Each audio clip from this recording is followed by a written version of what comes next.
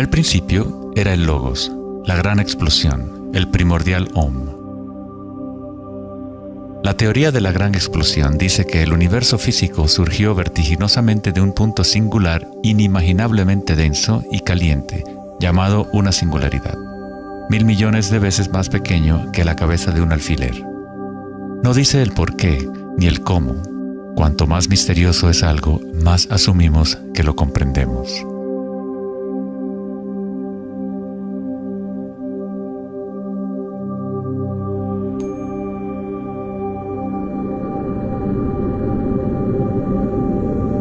Antes se pensaba que la gravedad haría que se desacelerara eventualmente la expansión del universo, o que lo contraería en una gran implosión. Sin embargo, las imágenes del telescopio Hubble demuestran que la expansión del universo parece estar acelerándose, expandiéndose más y más desde su origen en la gran explosión. De alguna manera, hay más masa en el universo de la cual la física había predicho.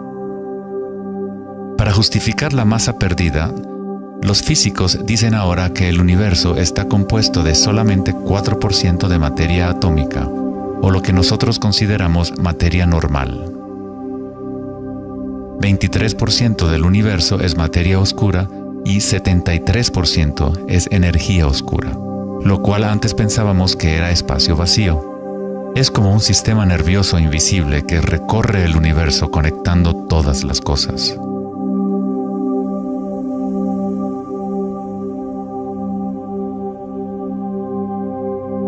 Los antiguos maestros védicos enseñaban Nada Brahma. El universo es vibración. El campo vibratorio es la raíz de toda experiencia espiritual e investigación científica verdaderas. En el mismo campo de energía que santos, budas, yogis, místicos, chamanes, sacerdotes y videntes han observado al observar en su interior.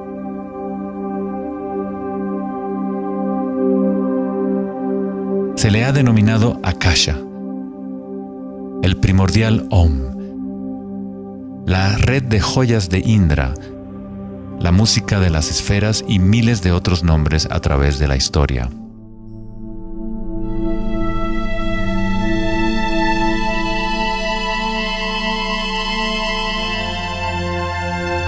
Es la raíz común de todas las religiones.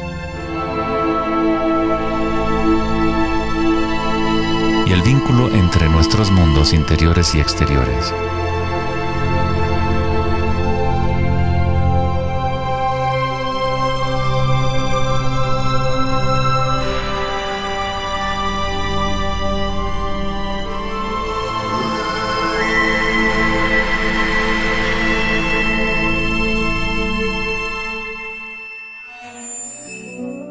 En el siglo III, el budismo Mahayana describió una cosmología no muy diferente a la física más avanzada de hoy en día. La red de joyas de Indra es una metáfora usada para describir una enseñanza védica mucho más antigua que ilustra la forma en que se teje la trama del universo. Indra, el rey de los dioses, dio a luz el sol y mueve los vientos y las aguas.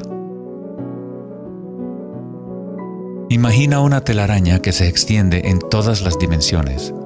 Está formada por gotas de rocío y cada gota contiene el reflejo de todas las gotas de agua y en cada reflejo se advierte a la vez el reflejo de las gotas más minúsculas.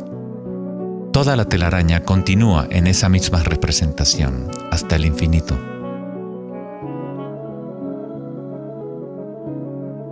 La red de Indra podría ser descrita como un universo holográfico, donde hasta el más mínimo rayo de luz contiene el patrón completo de la totalidad.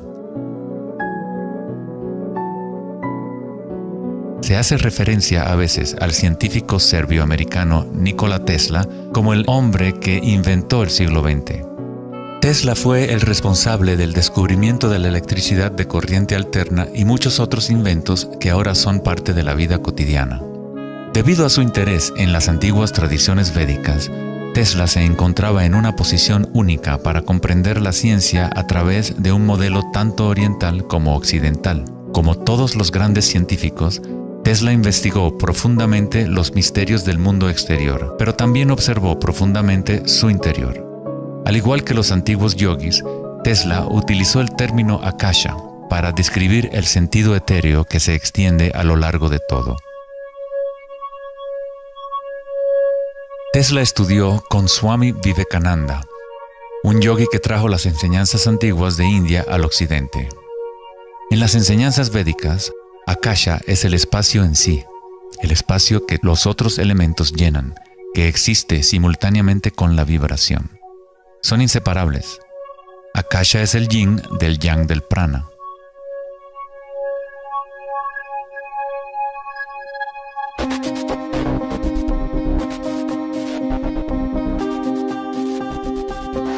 Un concepto moderno que nos puede ayudar a conceptualizar a Akasha, o la sustancia primaria, es la idea de los fractales. No fue sino hasta la década de los 80 que los avances en las computadoras nos permitieron visualizar y reproducir en realidad matemática los patrones de la naturaleza. El término fractal fue acuñado en 1980 por el matemático Benoit Mandelbrot, que estudió ciertas ecuaciones matemáticas simples de cuando se repiten, producen una serie interminable de cambios en las formas matemáticas o geométricas dentro de un marco limitado. Son limitadas, pero al mismo tiempo infinitas.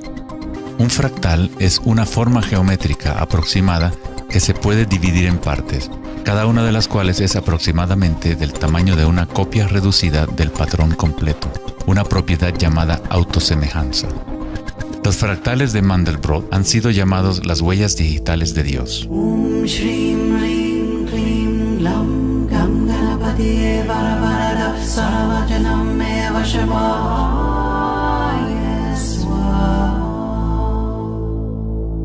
Estás viendo obras de arte creadas por la propia naturaleza. Si se gira la figura de Mandelbrot de cierta forma, luce muy similar a una deidad hindú o a un Buda. Esta figura ha sido denominada la figura Buddha-Brot.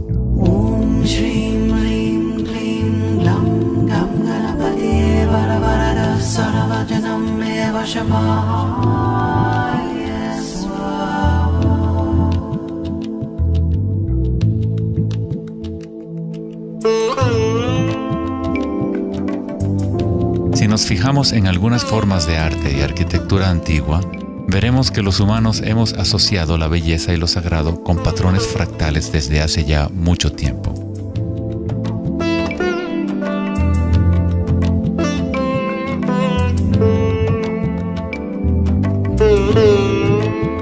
Infinitamente complejos, sin embargo, cada parte contiene la semilla para recrear el conjunto.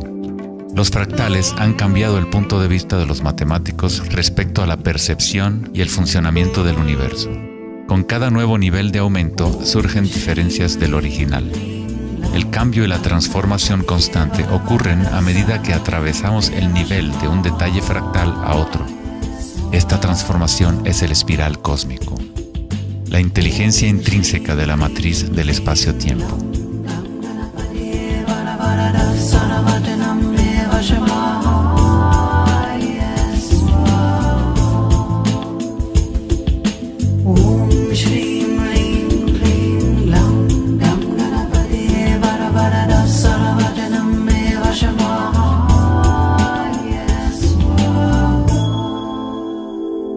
Los fractales son caóticos en su esencia, contienen ruido y orden. Cuando nuestras mentes reconocen o definen un patrón, nos enfocamos en él como si fuera una cosa. Tratamos de encontrar los patrones que consideramos bellos, pero a fin de sostenerlos en nuestras mentes, debemos apartar el resto del fractal.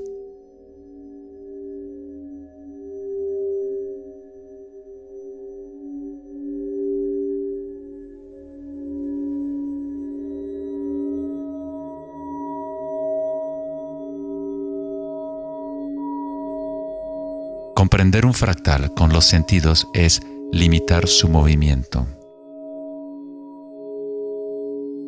Toda la energía del universo es neutral, atemporal y carece de dimensiones. Nuestra propia creatividad y la capacidad de reconocimiento de patrones es la relación entre el microcosmos y el macrocosmos. el mundo eterno de las ondas y el sólido mundo de las cosas. La observación es un acto de creación a través de las limitaciones inherentes del pensamiento.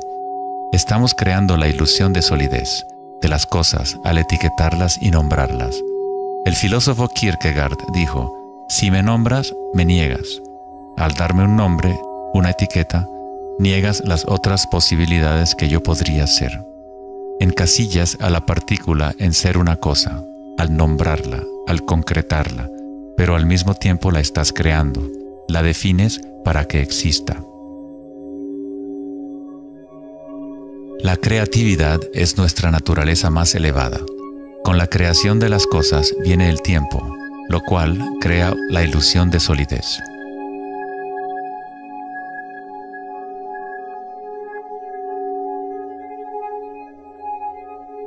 Einstein fue el primer científico en comprender que lo que nosotros consideramos espacio vacío no es la nada, posee propiedades y casi incalculables cantidades de energía son parte intrínseca de la naturaleza del espacio.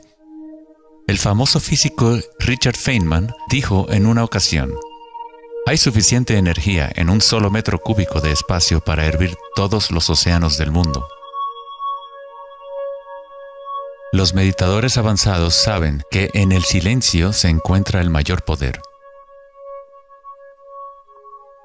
Buda tenía otro término para la sustancia primaria. La llamaba kalapas. Las kalapas son como partículas u ondas minúsculas que están surgiendo y desapareciendo miles de millones de veces por segundo.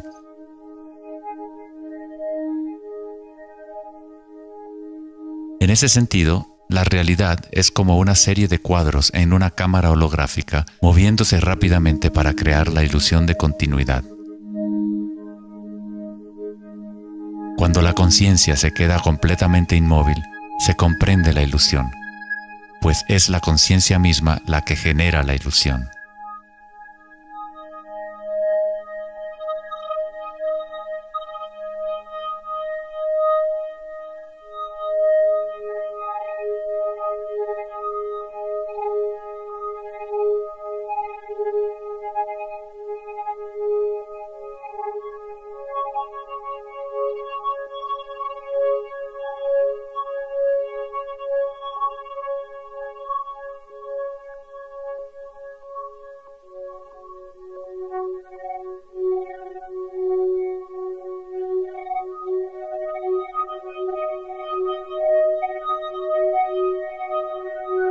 En las tradiciones antiguas orientales se sabía desde hace miles de años que todo es vibración.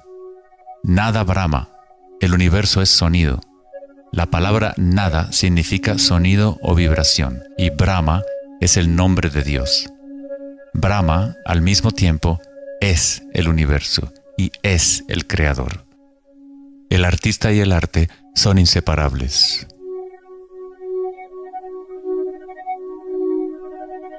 En los Upanishads, uno de los más antiguos registros de los seres humanos en la antigua India, se dice que Brahma, el creador, estaba sentado sobre una flor de loto, abrió los ojos y el mundo surgió.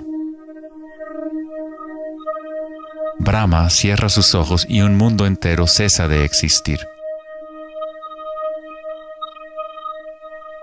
Algunos místicos, yogis y sabios han sostenido que hay un campo a nivel de la raíz de la conciencia, el campo akáshico o los registros akáshicos, donde toda la información, todas las experiencias pasadas, presentes y futuras existen ahora y siempre.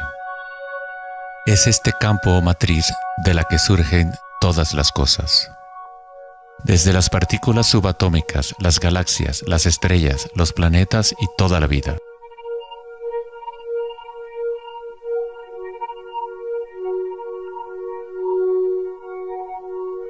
Nunca ves nada en su totalidad, ya que todo está formado de capas y capas de vibración y está constantemente cambiando. Intercambio de información con Akasha. Un árbol bebe del sol, del aire, de la lluvia y de la tierra.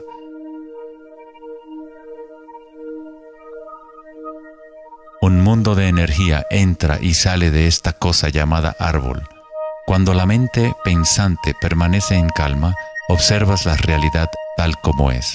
Todos los aspectos en conjunto, el árbol, el cielo y la tierra, la lluvia y las estrellas no están separadas.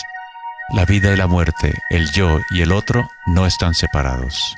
Así como la montaña y el valle son inseparables. En las tradiciones indígenas de los Estados Unidos y en otras tradiciones indígenas, se dice que cada cosa tiene espíritu, lo cual es otra forma de decir, todo está conectado con la única fuente de vibración. Hay una conciencia, un campo, una fuerza que se mueve a través de todo. Este campo no está aconteciendo a tu alrededor, sino a través de ti y en calidad de tu esencia. Tú eres la U en la palabra universo. Eres los ojos con los cuales la creación se observa a sí misma. Cuando te despiertas de un sueño, te das cuenta que todo lo del sueño era parte de ti.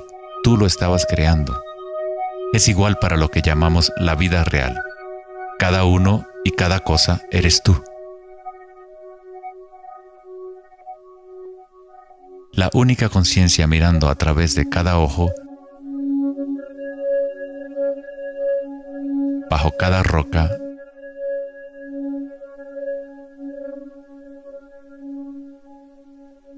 dentro de cada partícula.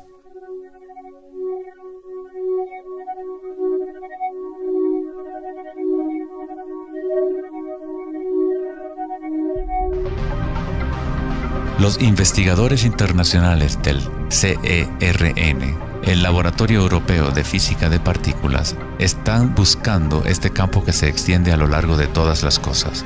Pero en lugar de mirar hacia adentro, miran al mundo físico externo. Científicos del laboratorio CERN en Ginebra, Suiza, anunciaron que habían encontrado el bosón de Higgs, o la partícula de Dios. Los experimentos del bosón de Higgs demostraron científicamente que un campo de energía invisible llena el vacío del espacio. El gran colisionador de hadrones del CERN consiste en un anillo de 17 millas de circunferencia en la que dos haces de partículas corren en direcciones opuestas, convergiendo y estrellándose casi a la velocidad de la luz. Los científicos observan lo que surge de las violentas colisiones. El modelo estándar no puede explicar cómo las partículas obtienen su masa. Todo parece estar compuesto de vibraciones, pero no hay ninguna cosa que esté siendo vibrada. Es como si hubiera un bailarín invisible, una sombra, danzando oculta en el valle del universo. Los demás bailarines siempre han danzado alrededor de este bailarín oculto. Hemos observado la coreografía, pero hasta ahora no podíamos ver el bailarín.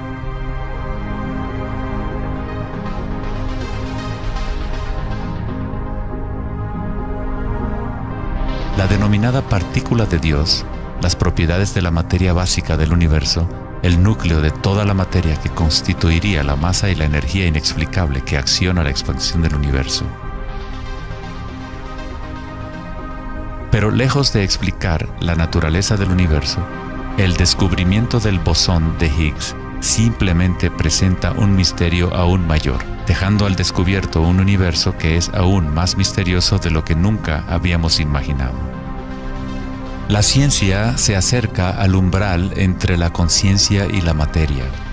El ojo con el cual observamos el campo primordial y el ojo con el cual el campo nos observa son uno y el mismo.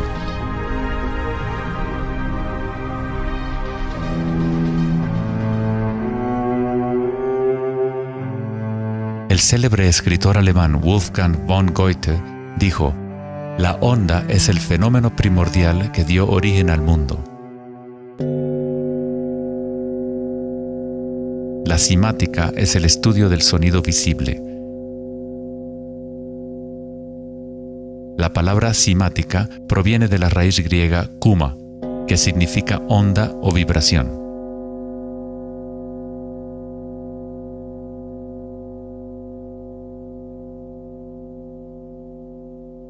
Uno de los primeros científicos occidentales que estudió con seriedad el fenómeno de las ondas fue Ernst Chladni, un músico y físico alemán que murió en el siglo XVIII. Chladni descubrió que cuando colocaba arena en placas de metal y luego hacía vibrar las placas con un arco de violín, la arena se organizaba en figuras con patrones.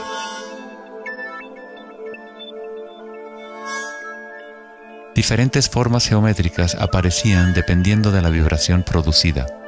Chladni registró un catálogo completo de estas formas que se conocen como las figuras de Chladni.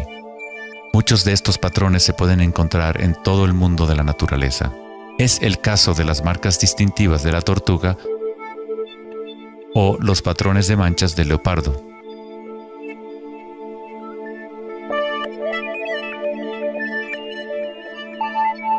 El estudio de los patrones Chladni o patrones ximáticos es uno de los métodos secretos con el que los fabricantes de alta calidad de guitarras, violines y otros instrumentos prueban la calidad del sonido que emiten.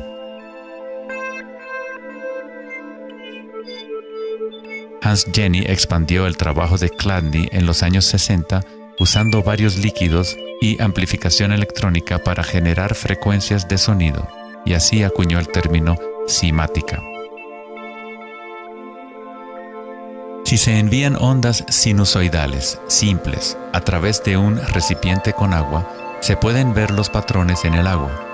Dependiendo de la frecuencia de la onda, aparecerán diferentes patrones de ondas. Cuanto más elevada sea la frecuencia, más complejo será el patrón. Estas formas son repetibles, no aleatorias.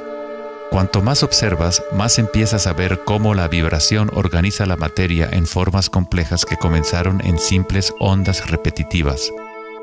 Esta vibración de agua tiene un patrón similar a un girasol.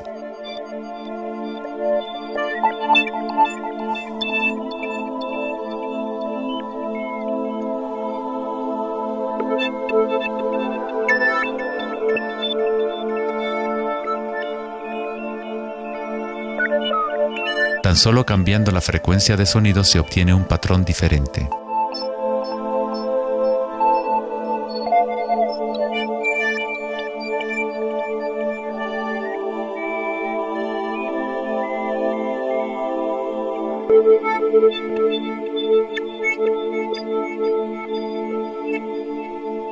El agua es una sustancia muy misteriosa, es altamente impresionable. Es decir, puede recibir y retener la vibración. Debido a su capacidad y sensibilidad de resonancia elevada y a su disposición interna para resonar, el agua responde instantáneamente a todos los tipos de ondas acústicas. Agua y tierra vibrante constituyen la mayoría de la masa en las plantas y los animales. Es fácil observar cómo simples vibraciones en el agua pueden crear patrones reconocibles naturales, pero a medida que agregamos sólidos y aumentamos la amplitud, las cosas se ponen aún más interesantes.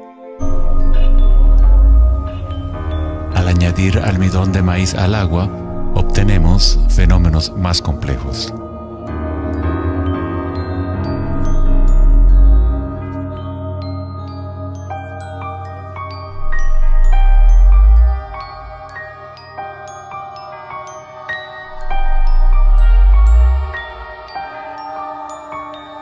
Tal vez, los principios de la vida en sí se pueden observar conforme las vibraciones mueven la burbuja de almidón de maíz en lo que parece ser un organismo en movimiento. El principio que anima el universo se describe en todas las grandes religiones usando las palabras que reflejan los conocimientos de ese momento en la historia. En el idioma de los incas, el imperio más grande de la América precolombina, la palabra para cuerpo humano es Alpacamasca, lo que significa literalmente tierra viviente. En la Cábala o misticismo judío, hablan del nombre divino de Dios, el nombre impronunciable. No se puede pronunciar debido a que es una vibración que está en todas partes. Se trata de todas las palabras, toda la materia. Todo es la palabra sagrada. El tetaedro es la forma más simple que puede existir en 3 dimensiones. Algo debe tener por lo menos 4 puntos para tener realidad física. La estructura del triángulo es el único patrón de la naturaleza que se autoequilibra. En el Antiguo Testamento, la palabra tetragrámaton se utilizaba a menudo para representar una cierta manifestación de Dios. Se usaba cuando se hablaba de la palabra de Dios o del nombre especial de Dios, logos o la palabra primordial. Las antiguas civilizaciones sabían que en la estructura de la raíz del universo estaba la figura tetraédrica. De esta forma, la naturaleza exhibe un impulso fundamental hacia el equilibrio, Shiva, pero a la vez exhibe un impulso fundamental hacia el cambio, Shakti.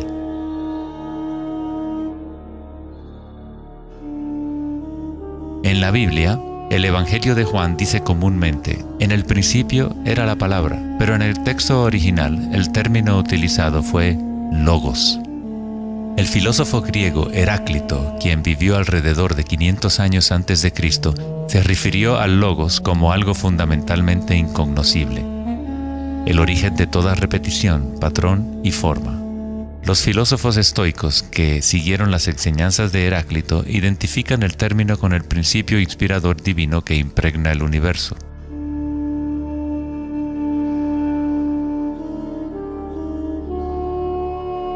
En el sufismo, el logos está en todas partes y en todas las cosas.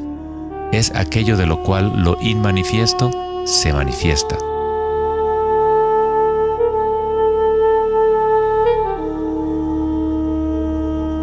En la tradición hindú, Shiva Nataraja significa literalmente Señor de la danza.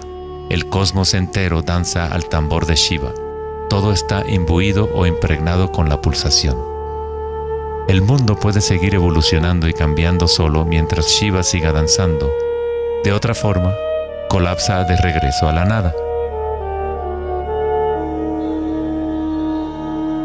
Mientras que Shiva representa nuestra conciencia de espectadores, Shakti es la sustancia o la materia del mundo. Mientras que Shiva yace en meditación, Shakti trata de incitarlo a la danza. Como el yin y el yang, el bailarín y el baile existen como uno.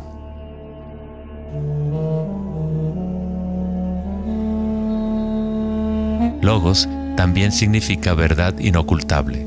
Aquel que conoce el logos, conoce la verdad. Existen muchas capas de encubrimiento en el mundo humano como consecuencia de los múltiples giros de Akasha hasta convertirse en estructuras complejas que ocultan la fuente de sí misma. Como un juego divino de las escondidas, nos hemos ocultado desde hace miles de años y eventualmente nos hemos olvidado por completo del juego. De alguna forma, nos olvidamos que había algo que encontrar. En el budismo se enseña a través de la meditación a percibir directamente el logos, el campo del cambio o impermanencia en nuestro interior. Cuando observas tu mundo interior, observas las sensaciones y energías más sutiles conforme la mente se concentra y se enfoca.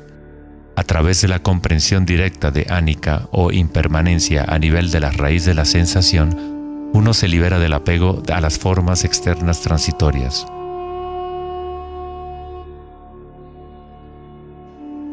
Una vez que tomamos conciencia de que hay un campo vibratorio que es la raíz común de todas las religiones, ¿cómo podemos decir mi religión?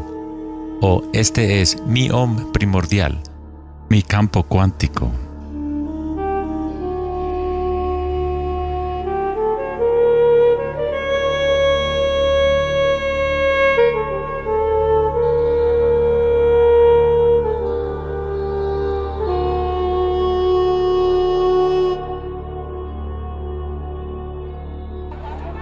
La verdadera crisis en nuestro mundo no es de carácter social, político o económico. Nuestra crisis es una crisis de conciencia, la incapacidad de experimentar directamente nuestra verdadera naturaleza. La incapacidad de reconocer esto en todo el mundo y en todas las cosas.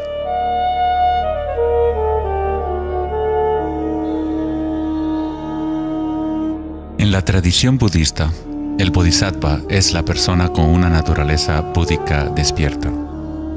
Un bodhisattva se compromete a ayudar a despertar a cada ser en el universo, comprendiendo que solo hay una conciencia. Para despertar el verdadero ser, uno debe despertar a todos los seres.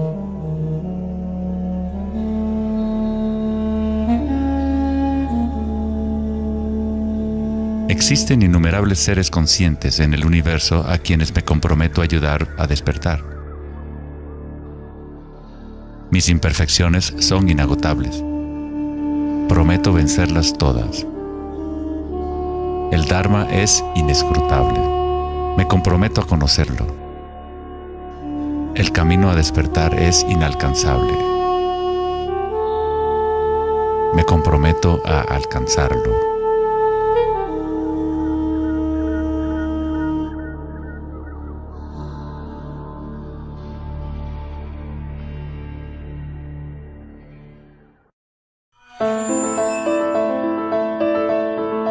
El filósofo Platón, partidario de Pitágoras, insinuaba enigmáticamente que había una llave de oro que unificaba todos los misterios del universo.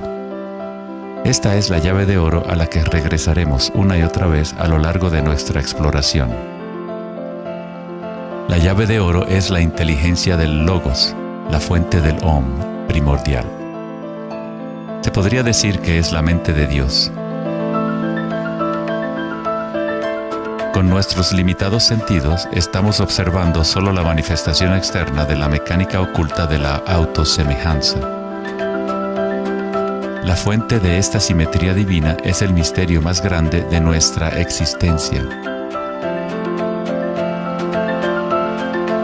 Muchos de los pensadores monumentales de la historia, como Pitágoras, Kepler, Leonardo da Vinci, Tesla y Einstein, han llegado al umbral del misterio. Einstein dijo: "Lo más bello que podemos experimentar es lo misterioso. Es la fuente de cualquier arte y ciencia verdadera". Aquel que no conoce esta emoción, que no hace pausa para maravillarse y quedarse absorto en admiración, es como si estuviera muerto. Sus ojos están cerrados. Estamos en la posición de un niño pequeño entrando a una gran biblioteca llena de libros en muchos idiomas diferentes. El niño sabe que alguien debe haber escrito esos libros. No sabe cómo. No entiende los idiomas en que están escritos. El niño sospecha ligeramente que hay un orden misterioso en la disposición de los libros, pero no sabe cuál es. A mí me parece que esa es la actitud, inclusive del ser humano más inteligente, hacia Dios. Vemos un universo maravillosamente ordenado que obedece ciertas leyes. Nuestras mentes limitadas no pueden comprender la misteriosa fuerza que mueve las constelaciones. Todo científico que observa detenidamente el universo y todo místico que observa profundamente su interior se encuentra tarde o temprano, cara a cara, con la misma cosa: la espiral primordial.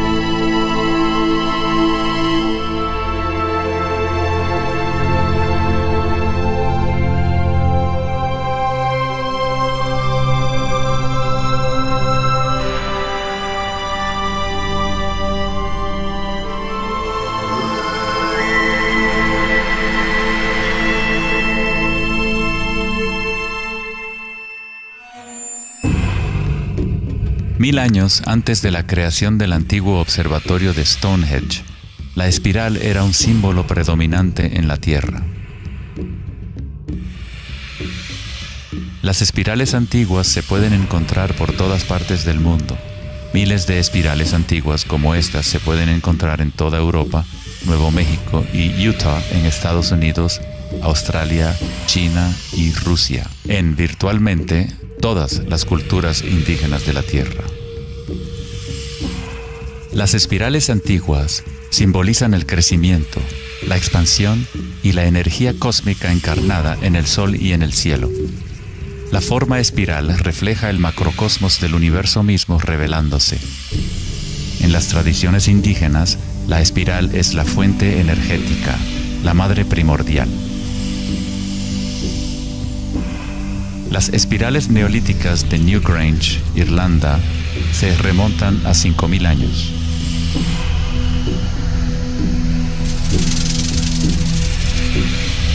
Tienen 500 años más que la Gran Pirámide de Giza y son igual de enigmáticas ante los observadores modernos. Las espirales se remontan a una época en la historia en donde los humanos estaban más conectados con la Tierra, con los ciclos y las espirales de la naturaleza. Una época en que los seres humanos se identificaban menos con los pensamientos. La espiral es lo que percibimos como la fuerza de torsión en el universo. El prana, o fuerza creativa, hace girar a Akasha en una secuencia de formas sólidas. Se encuentra en todos los niveles entre el macrocosmos y el microcosmos, desde las galaxias espirales hasta los sistemas meteorológicos, el agua en tu bañera y tu ATN.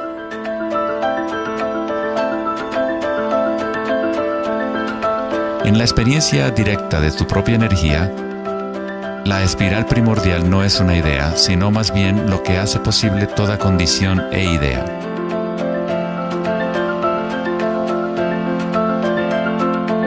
Varios tipos de espirales y hélices se encuentran en todo el mundo de la naturaleza. Caracoles,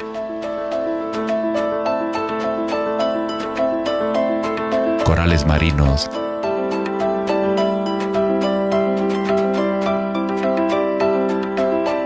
telarañas,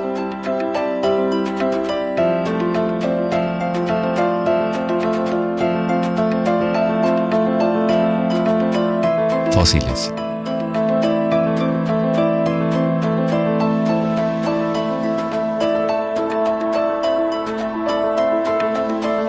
En las colas de los caballitos de mar,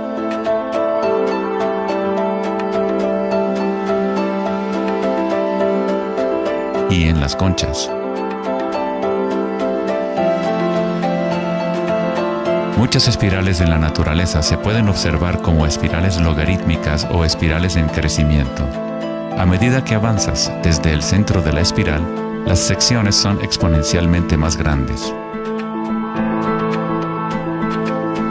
Al igual que la red de joyas de Indra, las espirales logarítmicas son autosemejantes u holográficas, de manera que las características de cada parte reflejan el conjunto. Hace 2400 años, en la antigua Grecia, Platón consideraba la proporción geométrica continua como el vínculo cósmico más profundo. La sección áurea, o número áureo, o proporción divina, era el secreto más grande de la naturaleza. La sección áurea puede expresarse como la relación de A más B a es igual a la relación de A B. Para Platón, el alma del mundo se vincula en una sola resonancia armónica. El mismo patrón pentagonal que existe en una estrella de mar o en una rebanada de quimbombo se puede observar en la trayectoria del planeta Venus trazada en el cielo nocturno durante un periodo de 8 años.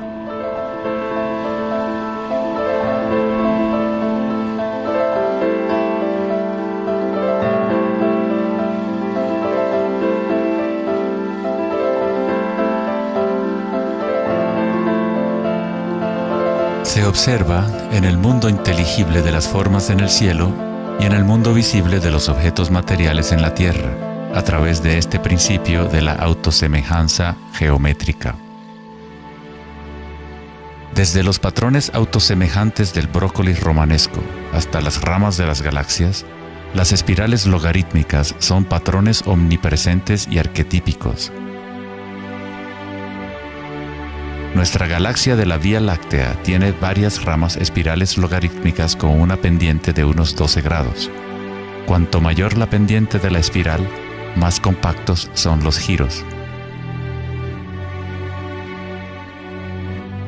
Al observar una planta que crece a intervalos de tiempo en un video, uno es testigo de su danza con la espiral de la vida.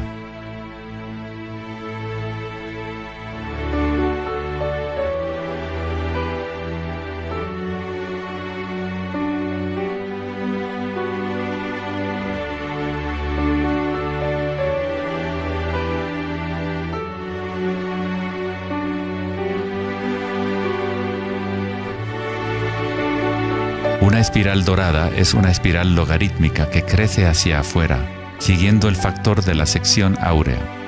La sección áurea es una relación matemática especial que aparece una y otra vez en la naturaleza. El patrón que se observa a continuación se denomina la serie de Fibonacci o la secuencia de Fibonacci. La serie de Fibonacci se desarrolla de tal manera que cada número es la suma de los dos números anteriores. El matemático y astrónomo alemán Kepler descubrió que patrones autosemejantes de espirales son observables de la manera en la cual las hojas están dispuestas en los tallos de las plantas, o en el orden de los pétalos y los capullos de las flores. Leonardo da Vinci observó que el espacio en las hojas tenía a menudo forma de patrones espirales. Estos patrones se llaman filotaxis o patrones de disposición de las hojas.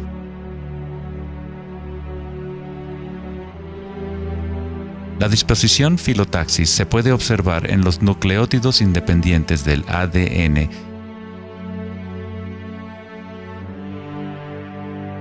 y en todo, desde los árboles genealógicos de conejos reproductores hasta en las piñas del pino, de los cactus a los copos de nieve, y en organismos simples como las diatomeas. Las diatomeas son uno de los tipos más comunes de fitoplancton, organismos unicelulares que sirven de alimento a numerosas especies en la cadena alimenticia.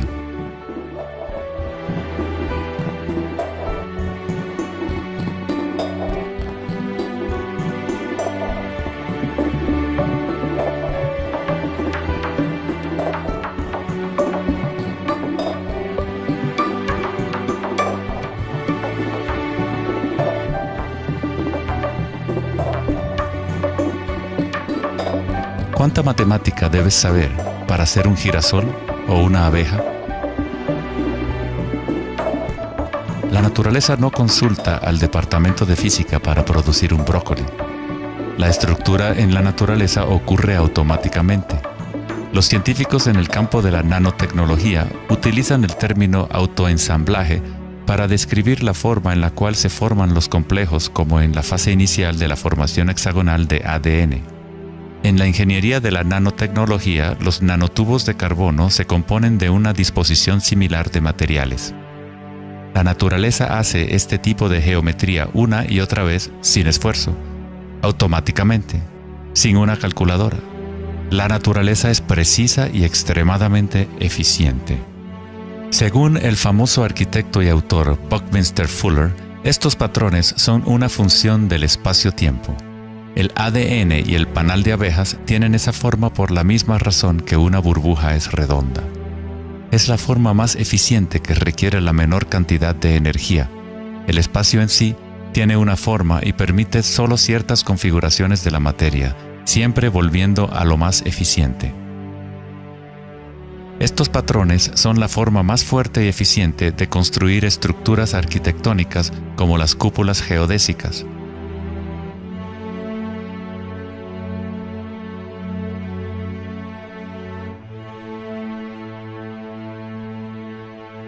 Los patrones de espirales logarítmicas permiten la exposición máxima de las plantas a los insectos para la polinización. La máxima exposición a la luz solar y la lluvia que les permite llevar el agua de manera eficiente y en espiral hacia sus raíces. Las aves rapaces utilizan el patrón de espiral logarítmica para acechar a su próxima presa. Volar en espiral es la forma más eficiente de cazar.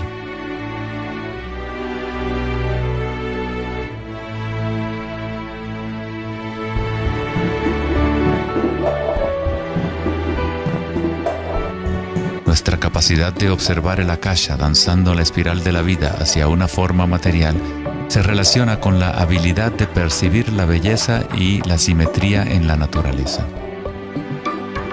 El poeta William Blake dijo: "El universo vegetativo se abre como una flor desde el centro de la tierra en donde mora la eternidad.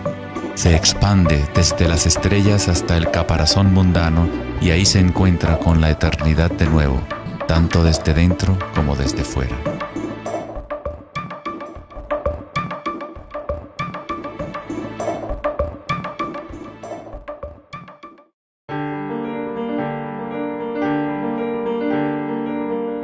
estudio de los patrones en la naturaleza no es algo familiar en el mundo occidental, pero en la antigua China, esta ciencia es conocida como Li.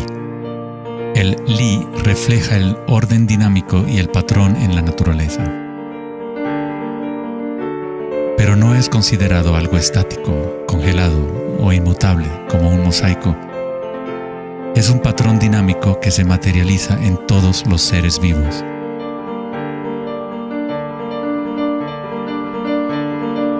Las arterias de las hojas, las marcas de las tortugas y los patrones de vetas en las rocas son todas expresiones del lenguaje secreto de la naturaleza y del arte. El laberinto es uno de los muchos patrones de Li. Se encuentran en las estructuras de los corales, en hongos como el morel,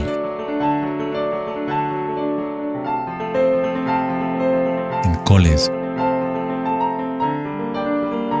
y en el cerebro humano. El patrón celular es otro patrón común en la naturaleza. Existe una gran variedad de diferentes estructuras celulares, pero todas tienen un orden similar definido según su propósito y función.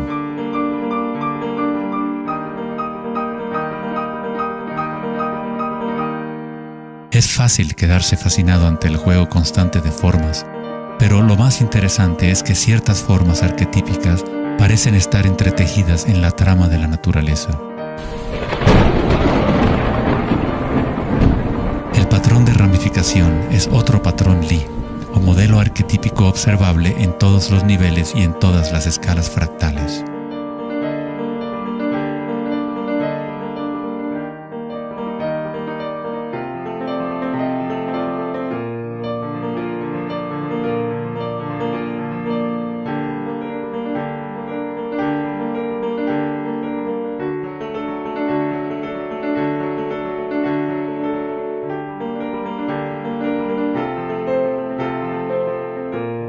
Tomemos, por ejemplo, esta imagen increíble de una simulación de computadora conocida como la simulación del milenio, que muestra la distribución de la materia oscura en el universo local.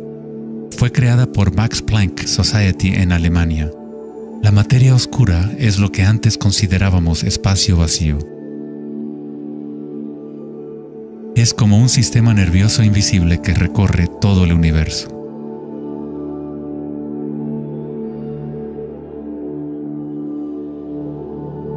El universo es literalmente como un cerebro gigante. Está constantemente utilizando un tipo de energía oscura u oculta que solo hasta ahora la ciencia empieza a entender. A través de esta red inmensa, la insondable energía se mueve proporcionando el impulso para la expansión y el crecimiento del universo.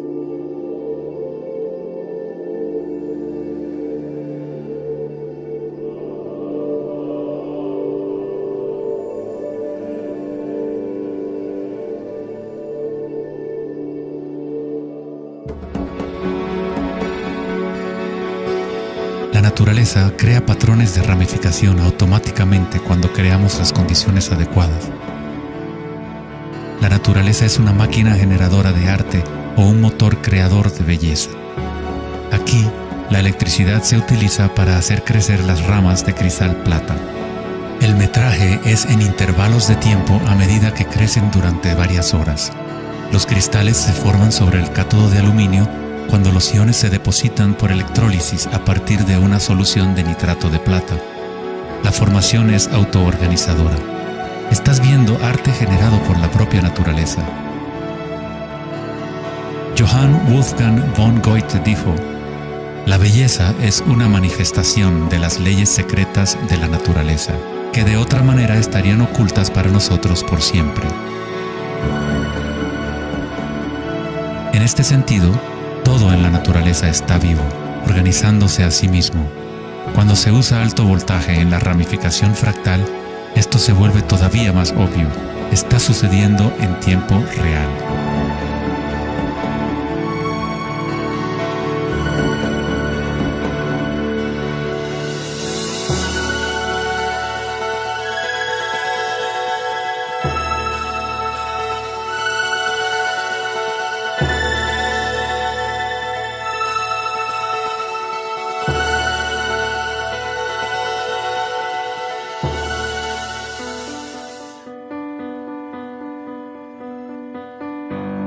cuerpo humano se encuentran patrones y estructuras ramificadas por todas partes.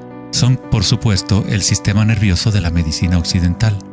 Pero en la medicina china, ayurvédica y tibetana, los meridianos de energía son un componente esencial para entender cómo funciona el cuerpo.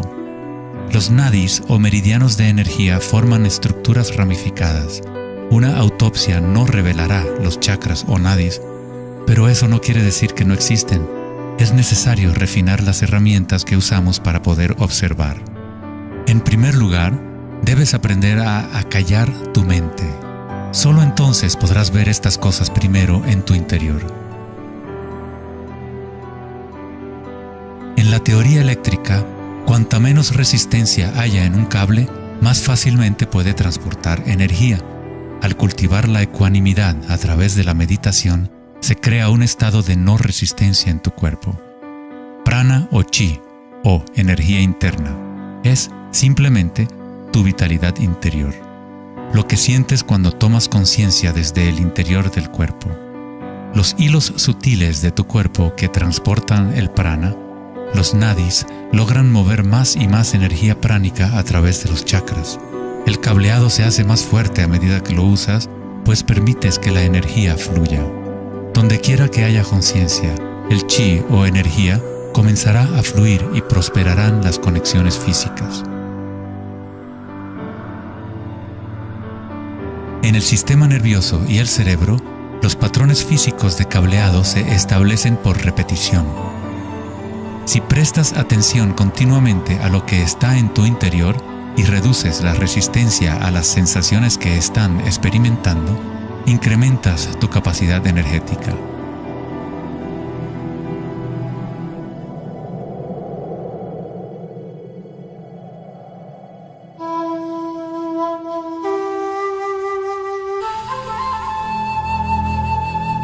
En el taoísmo, el símbolo del yin y el yang representa la interpenetración de las fuerzas en espiral de la naturaleza. El yin y el yang no son dos y no es uno. El antiguo concepto del ara está representado por un yin y yang o remolino en espiral. Es el centro de energía localizado en el abdomen, debajo del ombligo.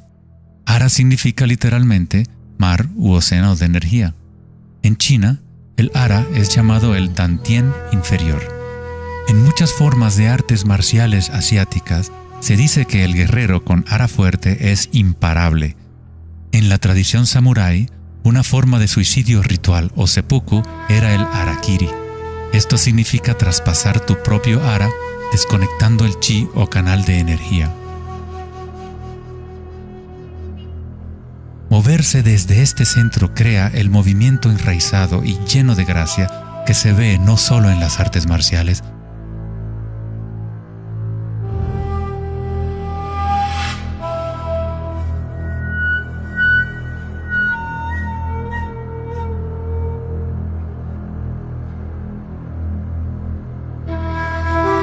sino en grandes golfistas,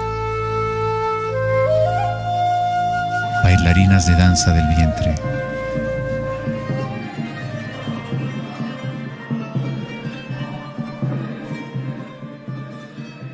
Y derviches giradores sufíes. La esencia del ara es la cultura de la conciencia disciplinada, enfocada en un solo punto, la quietud del ojo del huracán.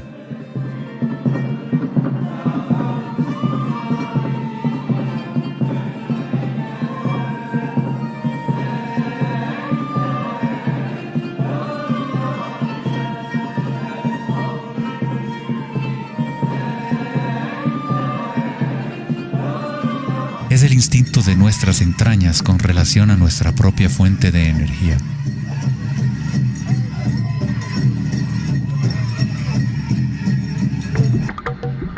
Una persona con buena ara está conectada con la tierra y con la sabiduría intuitiva que conecta a todos los seres.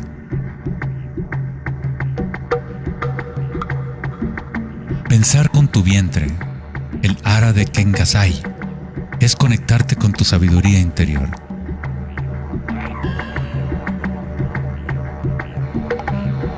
Los antiguos aborígenes australianos se concentraban en la misma zona justo debajo del ombligo, donde el cordón de la gran serpiente arcoíris yacía enroscada. Una vez más, una representación de energía evolutiva en la humanidad.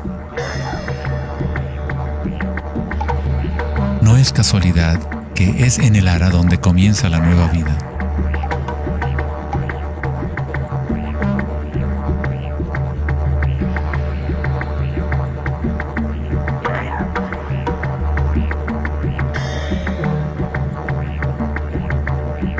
El sistema nervioso entérico, a veces llamado cerebro intestinal, es capaz de mantener una matriz compleja de conexiones similares a las del cerebro en la cabeza, con sus propias neuronas y neurotransmisores. Puede actuar de forma autónoma, es decir, con su propia inteligencia. Se podría decir que el cerebro intestinal es una versión fractal del cerebro de la cabeza, o tal vez el cerebro de la cabeza es una versión fractal del cerebro intestinal. Un oso sano tiene un ara fuerte. Cuando un oso sabe dónde hurgar para encontrar hierbas, sigue el movimiento del chi a través de sus sentidos, centrando en el ara o vientre. Esta es la conexión del oso con la cabaña de los sueños, el lugar en las tradiciones indígenas de donde proviene todo el conocimiento y regresa hacia la espiral de la vida. Pero, ¿cómo conocían los antiguos pueblos la espiral si la ciencia moderna está apenas empezando ahora a reconocer su importancia? Pregúntale a las abejas. Ellas no se han olvidado de amar. Las abejas tienen una conexión especial con la fuente como parte de un sistema simbiótico que ayuda a la belleza y a la diversidad a florecer. Son un puente entre el macrocosmos y el microcosmos. Hay un corazón que nos conecta a todos, como una mente colectiva, por llamarla así. Al igual que un cerebro abierto, la colmena envía sus sueños al mundo para manifestarse.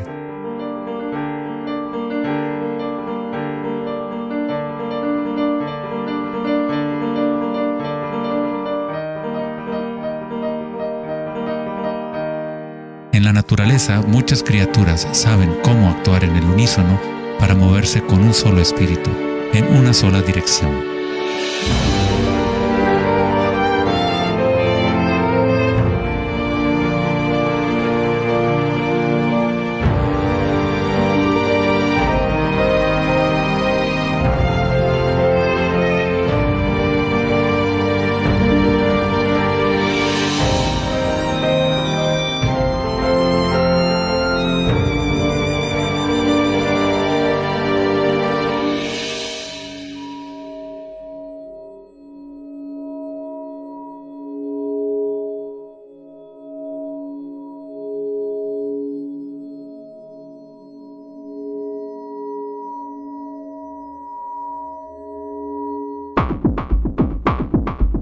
Pero no todos se benefician de las otras especies a su alrededor. Por ejemplo, la cigarra devora todo en su camino. Una cigarra no tiene ninguna otra opción que actuar como cigarra. Nunca va a producir miel ni a polinizar plantas como una abeja.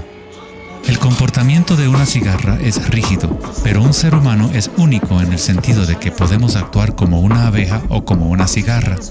Tenemos la libertad de cambiar y manipular los patrones de la forma en que interactuamos con el mundo. Podemos existir en simbiosis o como parásitos.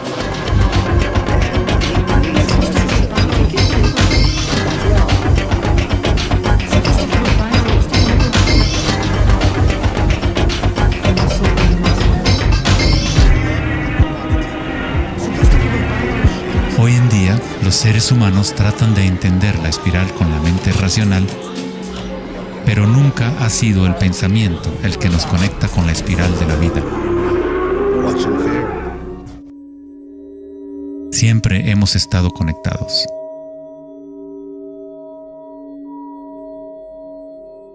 El pensamiento ha sido lo que nos ha mantenido en la ilusión de la separación dentro de nuestras propias identidades.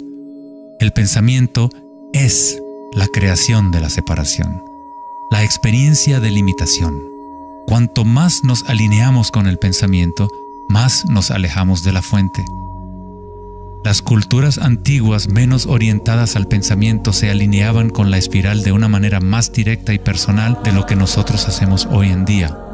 En la antigua India, el Kundalini es una representación de la propia energía interior que se mueve a lo largo de la columna vertebral en un patrón en forma de serpiente o hélice. En las antiguas tradiciones yogis de la India, los mundos interiores de las personas de la época se comparaban con las culturas que se centraban en el ara. Equilibrar el poder de la espiral con la quietud propia de la observación de tu conciencia es alinearte con tu pleno potencial evolutivo, para florecer como el ser original y multifacético que fuiste concebido. Ida, el femenino o canal lunar, está conectado al cerebro derecho y Pingala, el canal masculino o solar, está conectado al cerebro izquierdo. Cuando estos dos canales están en equilibrio, la energía fluye hasta un tercer canal, Sushumna, en el centro de la columna vertebral, energizando los chakras y desbloqueando nuestro pleno potencial evolutivo. La palabra chakra es una antigua palabra sánscrita que significa rueda de energía. El Kundalini es nada menos que la espiral primordial que, como una danza, hace emerger tu vida humana a la existencia. Es un orden diferente de energía al que normalmente conocemos, como un puente de materia bruta para las energías más sutiles. Tú eres ese puente. El Kundalini no es una energía que pueda ser forzada a través de la voluntad, el esfuerzo ni la fricción. Es similar a cultivar una flor. Todo lo que podemos hacer como buenos jardineros es preparar la tierra y las condiciones adecuadas y luego dejar que la naturaleza siga su curso. Si obligas a una flor a florecer prematuramente, la destruyes. La flor crece con su propia inteligencia, con su propia guía de organización. La mentalidad egoica que se obsesiona con el mundo exterior es lo que te impide experimentar tu verdadera naturaleza vibratoria. Cuando la conciencia se vuelca hacia el interior, se asemeja a los rayos del sol y comienza a florecer el loto interior. Conforme el Kundalini despierta en nuestro interior, comenzamos a notar el distintivo de la espiral en todas las cosas. En todos los patrones internos y externos, esta espiral es el vínculo entre nuestros mundos interiores y exteriores.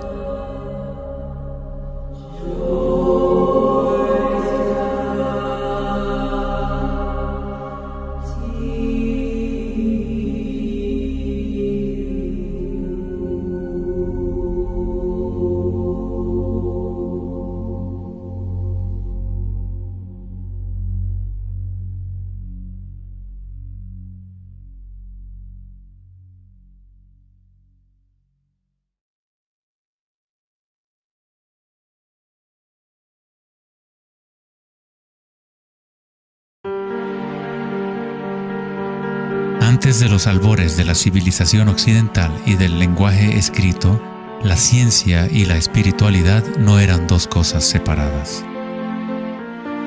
En las enseñanzas de las grandes tradiciones antiguas, la búsqueda externa de conocimiento y certeza era compensada por un sentimiento interior de impermanencia y comprensión intuitiva de la espiral del cambio. A medida que el pensamiento científico se hizo más predominante y la información se fue multiplicando, comenzó la fragmentación en nuestros sistemas de conocimiento. El incremento de la especialización significaba que menos personas eran capaces de ver el panorama general, de sentir e intuir la estética del sistema en su conjunto. Nadie se preguntaba, ¿será que todo este razonamiento es bueno para nosotros? La sabiduría antigua está aquí entre nosotros, oculta a plena vista.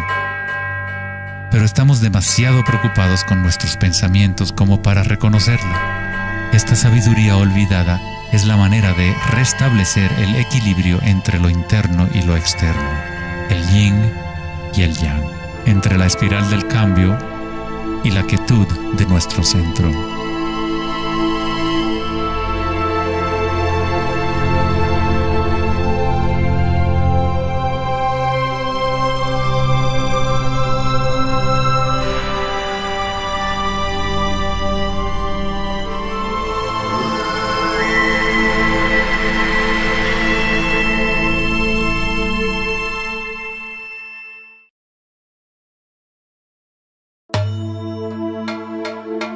la leyenda griega, Asclepio era hijo de Apolo y dios de la medicina.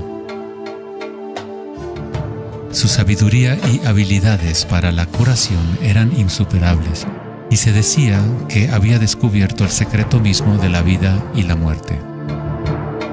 En la antigua Grecia, los templos de curación asclepianos reconocían el poder de la espiral primordial.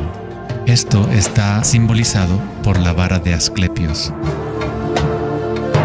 Se dice que Hipócrates, el padre de la medicina, cuyo juramento todavía constituye el código moral de la profesión médica, se entrenó en un templo asclepiano.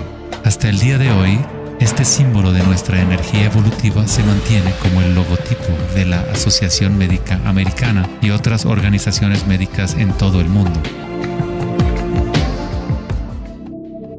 En la iconografía egipcia, la serpiente y el pájaro representan la dualidad o polaridad de la naturaleza humana.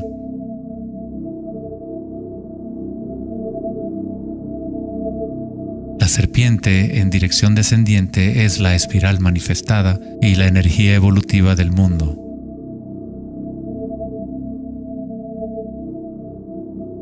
El pájaro es la dirección ascendiente, la corriente dirigida hacia el sol o la concientización unívoca del despertar, el vacío de Akasha.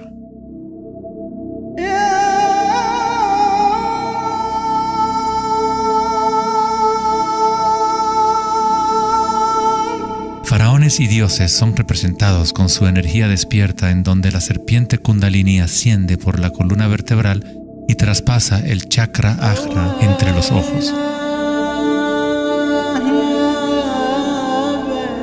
Esto se denomina el ojo de Horus. En la tradición hindú, el bindi también representa el tercer ojo, la conexión divina con el espíritu.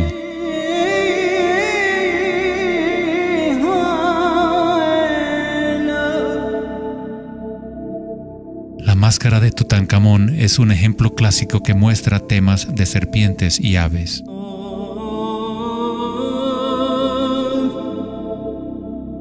Las tradiciones mayas y aztecas combinan a la serpiente y al pájaro en un solo dios, Quetzalcóatl o Kukulcán. El dios de la serpiente alada representa la conciencia evolutiva despierta o el Kundalini despierto. La persona que despierta a Quetzalcóatl en su interior es una manifestación viviente de lo divino. Se dice que Quetzalcóatl o la energía de la serpiente regresará al final de los tiempos.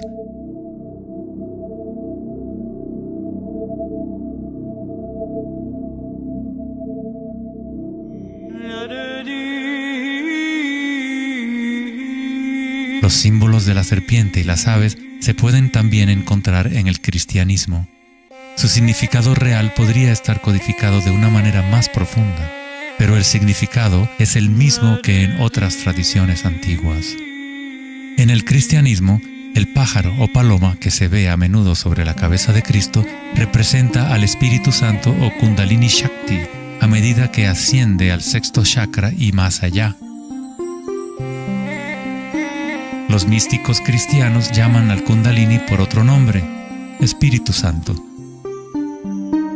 En Juan 3:14 dice: así como Moisés levantó la serpiente en el desierto, así también es necesario que el Hijo del Hombre sea levantado. Jesús y Moisés despertaron su energía Kundalini, trayendo el despertar de la conciencia a las fuerzas inconscientes reptilianas que rigen los deseos del ser humano. Se dice que Jesús pasó 40 días y 40 noches en el desierto, durante los cuales fue tentado por Satanás. De igual forma, Buda fue tentado por Mara cuando estaba sentado en busca de la iluminación bajo el árbol Bodhi o árbol de la sabiduría. Tanto Cristo como Buda tuvieron que alejarse de la tentación de los placeres sensoriales y mundanos.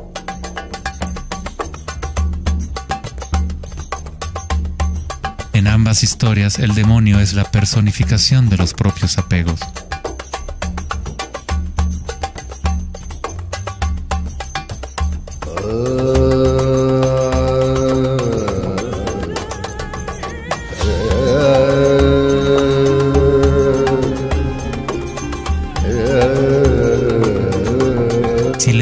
historia de Adán y Eva a través de la luz de las tradiciones védicas y egipcias, descubrimos que la serpiente que vigila el árbol de la vida es el Kundalini.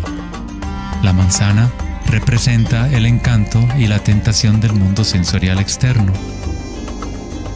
Distrayéndonos del conocimiento del mundo interior, del árbol del conocimiento interior,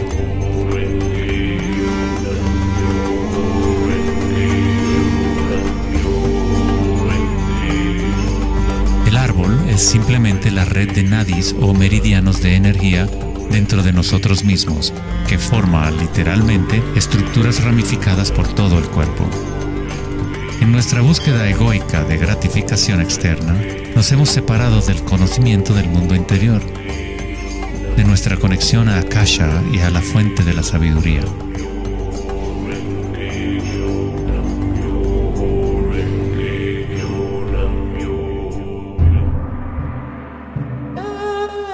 Muchos de los mitos históricos del mundo sobre dragones pueden interpretarse como metáforas de las energías internas de las culturas de las cuales forman parte. En China, el dragón sigue siendo un símbolo sagrado que representa la felicidad. Al igual que los faraones egipcios, los antiguos emperadores chinos que habían despertado sus energías evolutivas fueron representados por la serpiente alada o dragón. El tótem real del emperador de Jade o el emperador celestial muestra un balance similar a los canales de Ida y Pingala.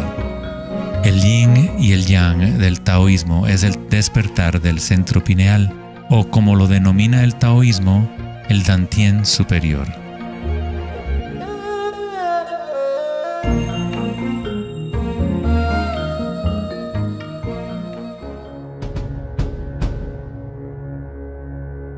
La naturaleza está llena de distintas formas de detectar y asimilar la luz.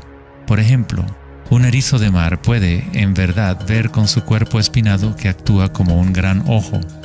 Los erizos detectan la luz que ilumina sus espinas y comparan la intensidad de los rayos para tener una idea de lo que está en su entorno.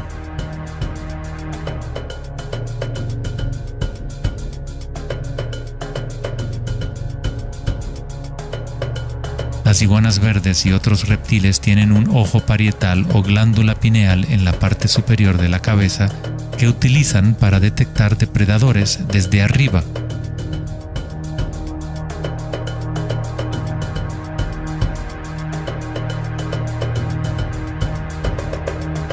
La glándula pineal humana es una pequeña glándula endocrina que ayuda a regular los patrones del sueño y vigilia. A pesar de que está oculta profundamente en la cabeza, la glándula pineal es sensible a la luz. El filósofo Descartes reconoció que el área de la glándula pineal o tercer ojo era la interfase entre la conciencia y la materia. Casi todo es simétrico en el cuerpo humano. 2 ojos, 2 oídos, 2 fosas nasales, incluso el cerebro tiene 2 hemisferios. Pero hay un área en el cerebro que no se duplica. Es el área de la glándula pineal y el centro energético que lo rodea. En un nivel físico, ahí se forman naturalmente moléculas únicas como el DMT. El DMT también se forma naturalmente en el momento del nacimiento y en el momento de la muerte, actuando literalmente como un puente único entre el mundo de los vivos y de los muertos.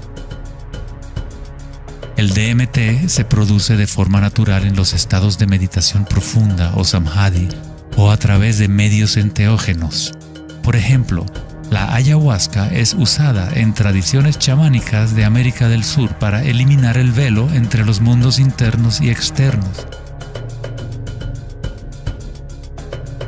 La palabra pineal en sí tiene la misma raíz que la piña del pino, pues la glándula pineal representa un patrón espiral de filotaxis similar. Este modelo, que también conocido como flor del patrón de vida, es común en obras de arte antiguas que representan seres iluminados o despiertos. Cuando la imagen de la piña del pino se observa en formas de artes sacras, representa el despertar del tercer ojo, la conciencia unívoca que dirige el flujo de energía evolutiva. La piña del pino representa el florecimiento de los chakras superiores que se activan mientras Sushumna se eleva hasta el chakra Ajna y más allá. En la mitología griega, los seguidores de Dionisio llevaban una panícula o báculo gigante, envuelto en hojas enredadera en espiral y una piña de pino en el extremo superior. Una vez más, representa la energía de Dionisio o Kundalini Shakti, mientras asciende por la columna vertebral al cuerpo pineal del sexto chakra. En el corazón del Vaticano, tal vez esperarías ver una gigantesca escultura de Jesús o María, y en su lugar hay una estructura de piña de pino gigante, lo que indica que en la historia cristiana pudo haber habido conocimiento de los chakras y el Kundalini, pero por alguna razón se mantuvo oculto de las masas. La explicación oficial de la Iglesia es que la piña del pino es un símbolo de regeneración y representa la nueva vida en Cristo.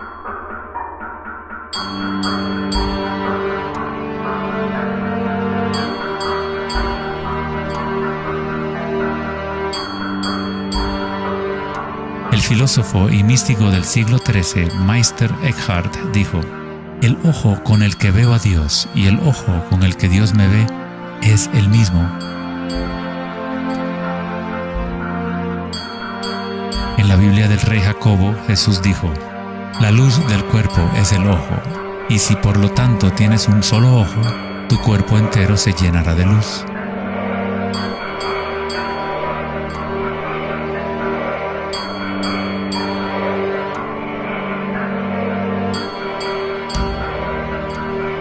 Buda dijo: "El cuerpo es el ojo".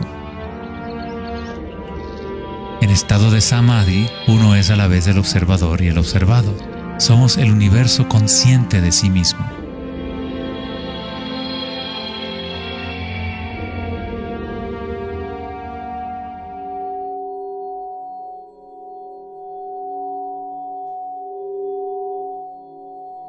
Cuando el Kundalini se activa, estimula el sexto chakra y el centro pineal, y esta zona empieza a recuperar algunas de sus funciones evolutivas. La meditación en la oscuridad ha sido utilizada durante miles de años como una forma de activar el sexto chakra en el área de la glándula pineal. La activación de este centro nos permite ver la luz interior. Ya sea el yogi proverbial o el chamán en retiro profundo en una cueva, un taoísta, un iniciado maya o un monje tibetano, todas las tradiciones incorporan un periodo de tiempo durante el cual uno entra en la oscuridad. La glándula pineal es la puerta a la experiencia directa de la propia energía sutil. El filósofo Nietzsche dijo: "Si miras fijamente al abismo durante el tiempo suficiente, eventualmente descubrirás que el abismo te mira fijamente de regreso". Los dólmenes o las antiguas tumbas en formas de pórtico se encuentran entre las estructuras más antiguas que quedan en la Tierra. La mayoría datan del periodo neolítico de 3000 a 4000 años antes de Cristo, y algunos en Europa occidental tienen 7000 años de antigüedad. El dolmen se utilizaba para entrar en meditación perpetua como una forma para los humanos de formar un puente entre el mundo exterior e interior. A medida que uno continúa meditando en la oscuridad total, eventualmente empieza a observar la energía interna o luz al activarse el tercer ojo. Los ritmos circadianos que se rigen por el sol y los canales de la luna dejan de controlar las funciones del cuerpo y se establece un nuevo ritmo.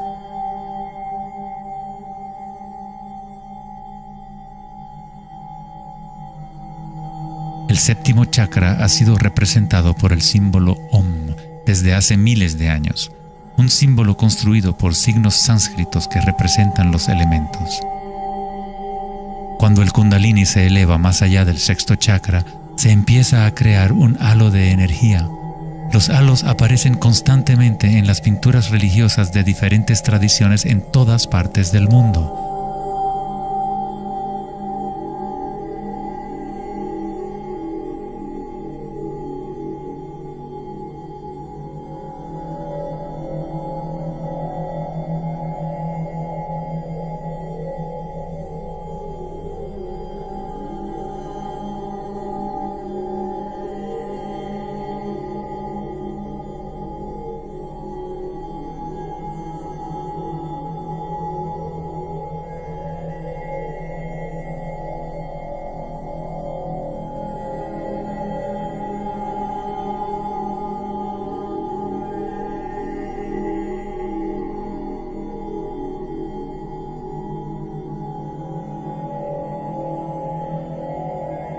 El halo, o la imagen de un distintivo energético alrededor de un ser despierto, es común en virtualmente todas las religiones, en todas partes del mundo.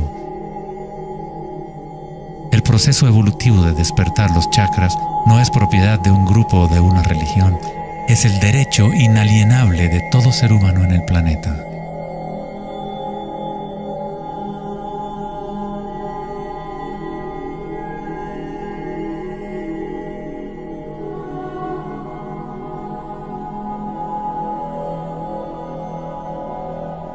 El chakra de la corona es la conexión con lo divino, aquello que está más allá de la dualidad, más allá del nombre y la forma. Akenatón fue un faraón cuya esposa era Nefertiti. Era llamado el Hijo del Sol. Él descubrió Atón, o la palabra de Dios en su interior, uniendo el Kundalini y la conciencia.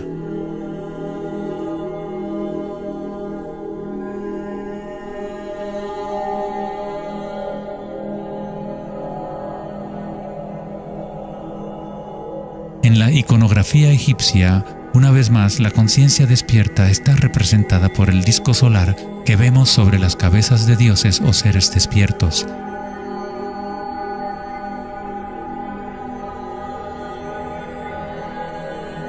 En las tradiciones hindú y yógica, se denomina Sahasrara a ese halo, el loto de 1000 pétalos.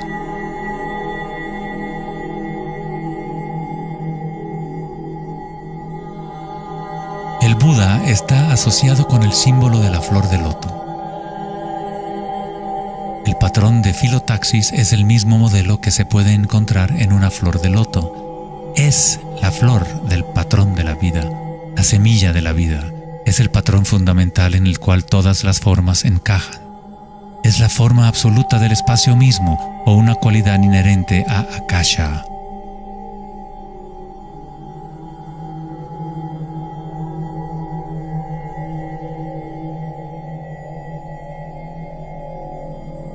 En un momento de la historia, el símbolo de la flor de la vida predominaba por toda la tierra.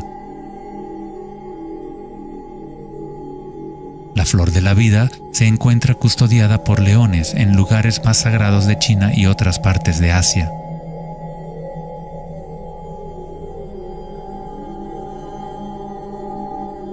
Los 64 hexagramas del I Ching a menudo rodean el símbolo yin-yang, que es otra forma de representación de la flor de la vida. En el interior de la flor de la vida está la base geométrica de todos los sólidos platónicos, de esencialmente cualquier forma que pueda existir. La antigua flor de la vida empieza con la geometría de la estrella de David, o triángulos con sus caras hacia arriba y hacia abajo. En tridimensional serían estructuras tetaédricas. Este símbolo es un yantra, una especie de programa que existe en el universo, la máquina que genera nuestro mundo fractal. Los yantras se han utilizado como herramientas para despertar la conciencia durante miles de años. La forma visual del yantra es una representación externa de un proceso interno de desarrollo espiritual.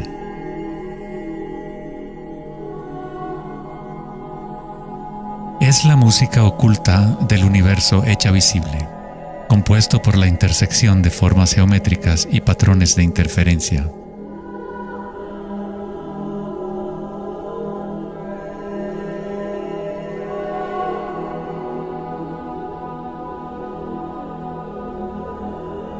Cada chakra es un loto, un yantra, un centro psicofisiológico a través del cual el mundo puede ser experimentado.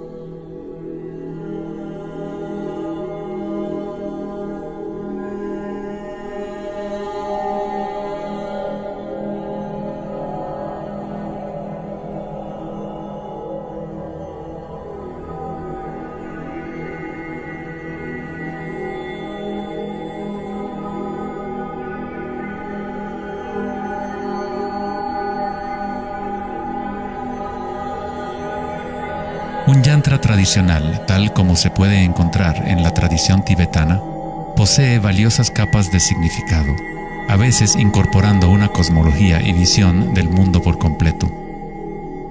El yantra es un patrón en constante evolución que trabaja a través del poder de la repetición o iteración de un ciclo. El poder del yantra está casi perdido en el mundo de hoy, ya que buscamos significado solo en la forma externa y no lo conectamos a nuestras energías internas a través de la intención.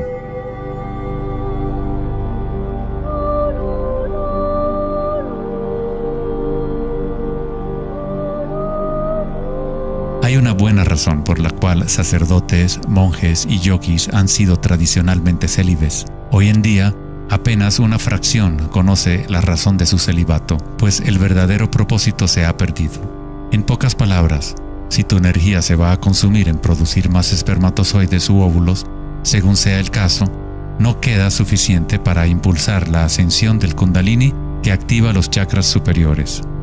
El Kundalini es energía vital, la cual es también energía sexual. Cuando la conciencia se enfoca menos en deseos animales y se coloca en los objetos que reflejan los chakras superiores, esta energía fluye de regreso a la médula espinal ascendiendo hacia esos chakras. Muchas de las prácticas tántricas enseñan a dominar la energía sexual con el fin de poder utilizarla para una mayor evolución espiritual.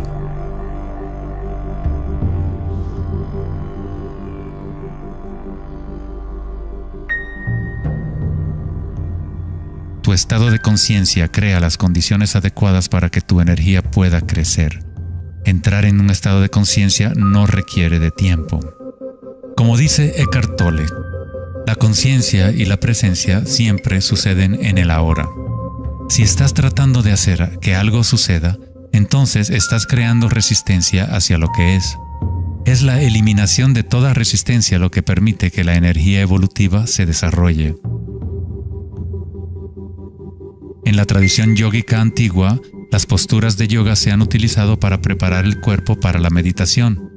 El Hatha Yoga nunca fue enseñado como un régimen de ejercicio, sino como una forma de conectar nuestro mundo interior y exterior. La palabra sánscrita Hatha proviene de las raíces Sol A y Luna Ta. En el Yoga Sutra original de Patanjali, el propósito de las 8 ramas del yoga es igual al noble sendero de 8 facetas del Buda, para la liberación del sufrimiento. Cuando las polaridades del mundo dual están en equilibrio, surge un tercer elemento. Nos encontramos con la misteriosa llave dorada que abre las fuerzas evolutivas de la naturaleza. Esta síntesis de los canales del Sol y la Luna es nuestra energía evolutiva.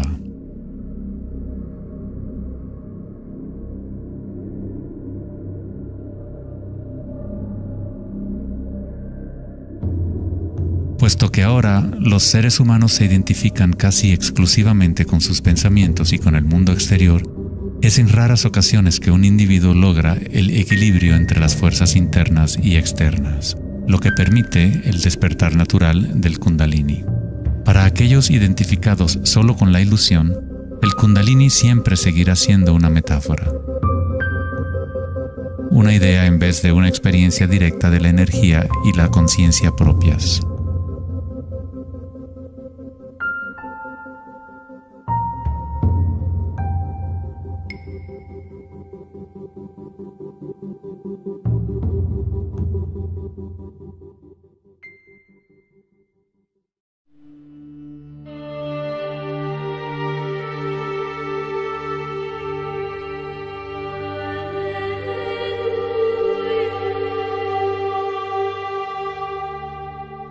La vida, la libertad y la búsqueda de la felicidad.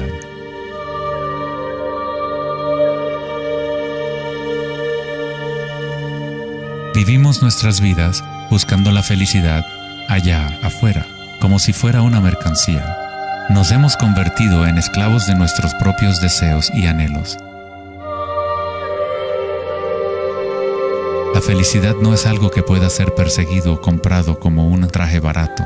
Esto es maya, ilusión, el juego interminable de la forma. En la tradición budista, samsara, o el ciclo interminable del sufrimiento, se perpetúa por el deseo de placer y la aversión al dolor. Freud se refirió a esto como el principio del placer. Todo lo que hacemos es un intento de crear placer para obtener algo que deseamos o para evitar algo que no es deseable, que no queremos. Incluso un organismo simple como el paramecio hace esto. Esto se llama respuesta al estímulo. A diferencia de un paramecio, los humanos tenemos más posibilidades de elección. Somos libres para pensar, y ahí radica el problema. Es pensar en lo que deseamos, lo que se ha salido de control.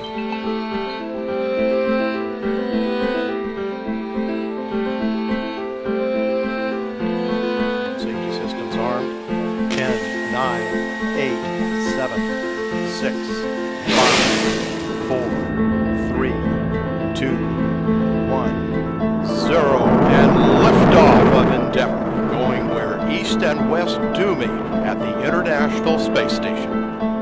El dilema de la sociedad moderna es que tratamos de entender el mundo no en términos de conciencia interna arcaica, sino cuantificando y calificando lo que percibimos como el mundo externo, a través de medios científicos y mentales. Pensar solo ha llevado a pensar más y a formular más preguntas. Anhelamos conocer el secreto que crea el mundo y orienta su camino, pero consideramos esta esencia como si estuviera fuera de nosotros, no como una cosa viviente e inherente a nuestra propia naturaleza. Fue el famoso psiquiatra Carl Jung quien dijo: aquel que mira hacia afuera sueña, aquel que mira hacia adentro despierta. No tiene nada de malo desear estar despierto, ser feliz. Lo que está mal es buscar la felicidad fuera cuando solo se puede encontrar en nuestro interior.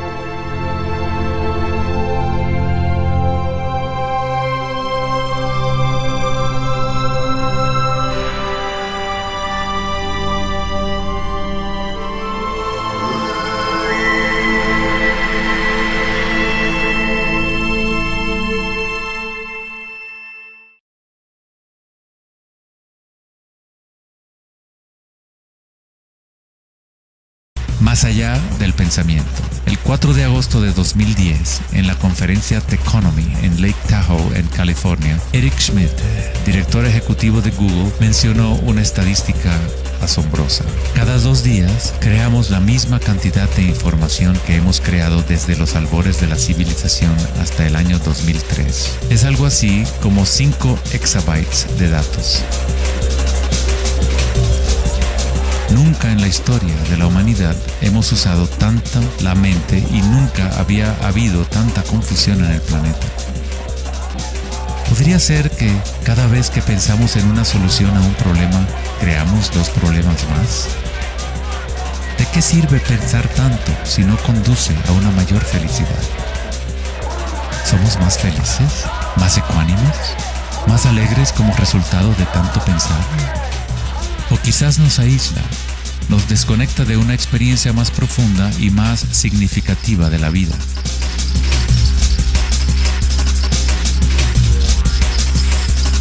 Pensar, actuar y hacer deben estar en equilibrio con el ser. Después de todo, somos seres humanos, no actos humanos.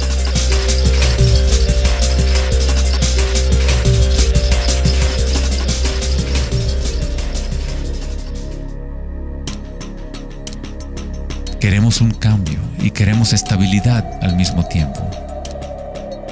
Nuestros corazones se han desconectado de la espiral de la vida, de la ley del cambio, mientras nuestras mentes pensantes nos conducen hacia la estabilidad, la seguridad y la pacificación de los sentidos.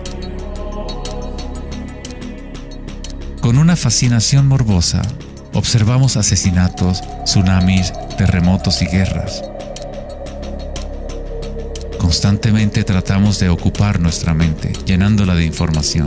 Programas de televisión transmitiendo de cada dispositivo imaginable, juegos y rompecabezas, mensajes de texto y todas las trivialidades posibles. Nos dejamos fascinar con la corriente infinita de nuevas imágenes, nuevas informaciones, nuevas formas de provocar y pacificar nuestros sentidos. los momentos de reflexión interior, nuestro corazón nos dirá que hay algo más en la vida que nuestra realidad actual, que vivimos en un mundo de espíritus hambrientos, siempre anhelando más y nunca satisfechos.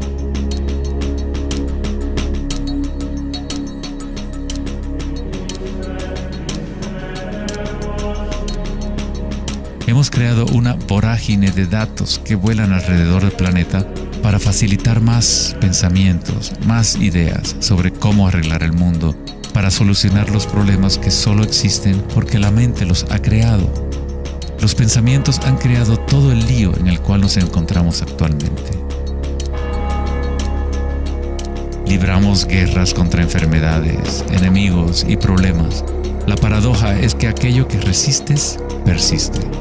Cuanto más te resistes a algo, más se fortalece. Al igual que ejercitar un músculo, en realidad estás fortaleciendo aquello de lo cual justamente te quieres deshacer.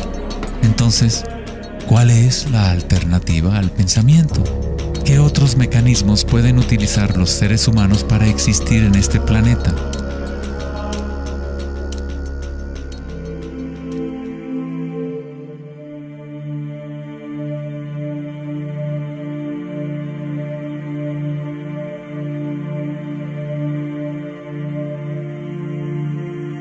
Mientras que la cultura occidental en los últimos siglos se ha centrado en la exploración de lo físico mediante el uso del pensamiento y el análisis, otras culturas antiguas han desarrollado tecnologías igualmente sofisticadas para explorar el espacio interior. Es la pérdida de nuestra conexión con nuestro mundo interior lo que ha creado un desequilibrio en nuestro planeta.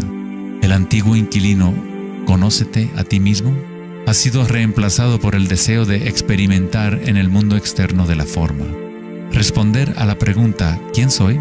No es simplemente una cuestión de describir lo que está en tu tarjeta de presentación. En el budismo, no eres el contenido de tu conciencia. No eres apenas una colección de pensamientos o ideas, porque detrás de los pensamientos está aquel que está siendo testigo de los pensamientos.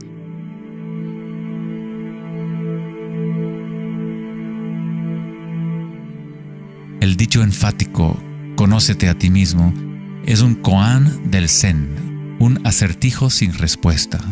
Como un perro persiguiendo su cola, es solo la identidad del ego que quiere encontrar una respuesta, un propósito.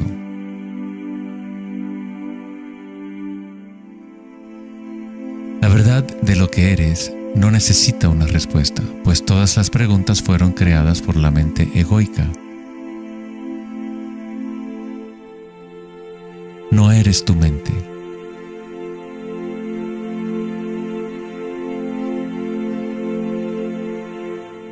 La verdad no yace en más respuestas, sino en menos preguntas.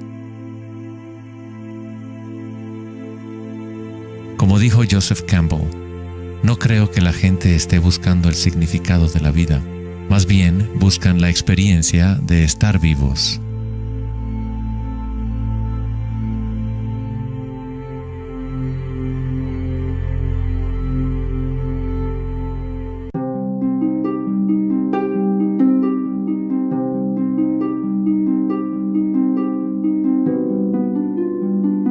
Cuando al Buda le preguntaron, ¿qué eres?, simplemente dijo, estoy despierto.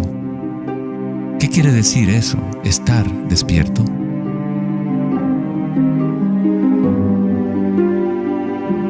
El Buda no dice exactamente qué es, porque el florecimiento de cada vida individual es diferente, pero sí dice algo, es el fin del sufrimiento.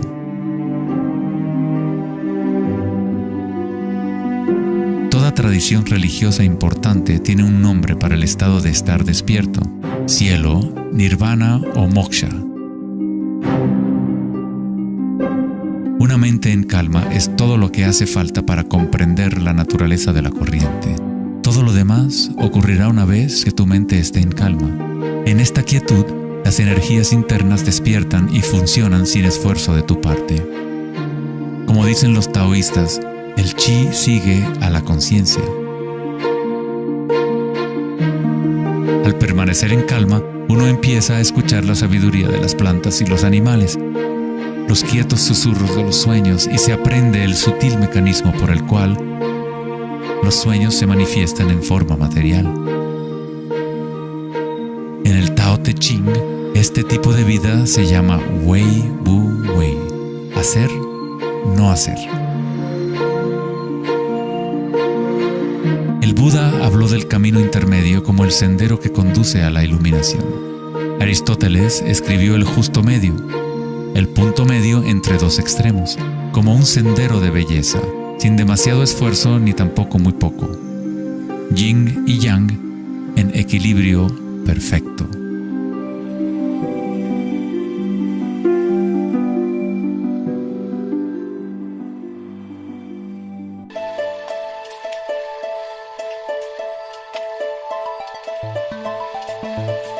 La noción de Vedanta sobre Maya, o la ilusión, es que no experimentamos el medio ambiente en sí, sino una proyección creada por los pensamientos. Por supuesto, tus pensamientos te permiten experimentar el mundo vibratorio de cierta manera, pero nuestra ecuanimidad interior no tiene que estar supeditada a acontecimientos externos. La creencia en un mundo externo independiente del sujeto que percibe es fundamental para la ciencia. Pero nuestros sentidos solo nos entregan información indirecta. Nuestras nociones acerca de este mundo físico creado por nuestra mente están siempre filtradas por nuestros sentidos y, por lo tanto, siempre son incompletas. Hay un campo de vibraciones que subyace en todos los sentidos. Las personas con una condición llamada sinestesia a veces sienten este campo vibratorio de diferentes maneras. Los sinestésicos pueden ver los sonidos como colores o formas, o las cualidades asociadas de un sentido hacia otro. La sinestesia se refiere a una síntesis o amalgama de los sentidos. Los chakras y los sentidos son como un prisma que filtra una serie de vibraciones. Todas las cosas del universo están vibrando a diferentes velocidades y frecuencias. El ojo de Horus se compone de 6 símbolos. Cada uno representa uno de los sentidos. Al igual que el sistema védico antiguo, el pensamiento se considera un sentido.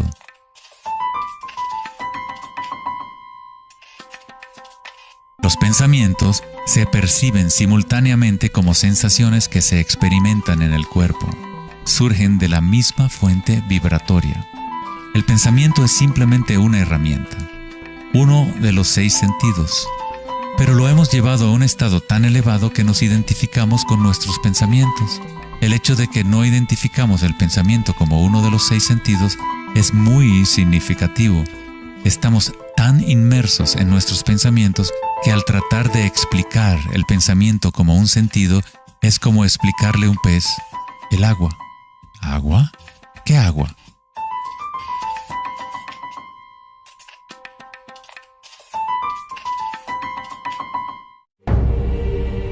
En las Upanishads se dice, no lo que el ojo puede ver, sino mediante lo cual puede ver el ojo.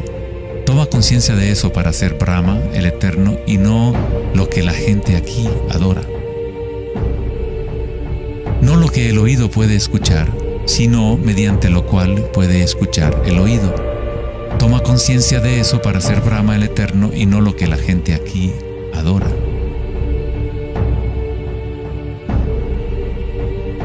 No lo que el habla puede iluminar, sino mediante lo cual el habla puede iluminarse. Toma conciencia de eso para ser Brahma, el Eterno, y no lo que la gente aquí adora.